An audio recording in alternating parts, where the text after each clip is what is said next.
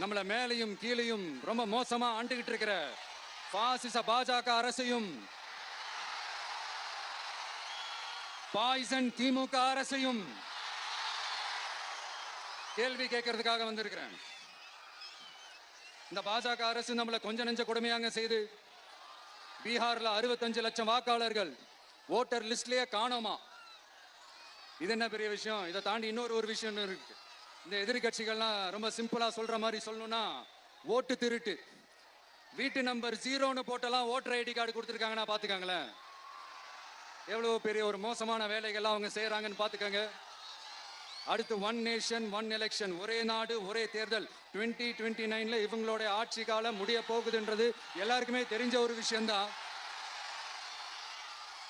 அதனால இந்த மாநில அரசுகள் எல்லாத்தையும் கலைச்சிட்டு எல்லாருக்கும் ஒட்டுமொத்தமா ஒரே நேரத்தில் தேர்தல் வைக்கிற ஒரு ஐடியா. அப்பதானே ஒரே நேரத்தில் இந்த தில்லு முள்ளு வேலைகள்லாம் ஈஸியா செய்ய முடியும். இதுக்கு பேர் என்னங்க? ஜனநாயக படுகொலை தானே.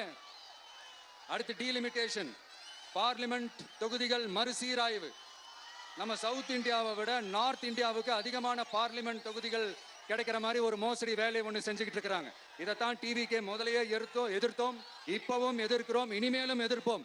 அதனால இந்த SIR, one nation one election, delimitation இதெல்லாம் எதிர்கட்சிகளை அழிக்கிறதுக்காக, ரொம்ப ரொம்ப முக்கியமா நம்ம சவுத் இந்தியாவோட அந்த பவரை குறைக்கிறதுக்காக செய்யப்படுற ஒரு மோசடி வேலைகள். இது ஒட்டுமொத்த இந்தியாவுக்கும் பாஜக அரசு செய்யற ஒரு துரோகம்.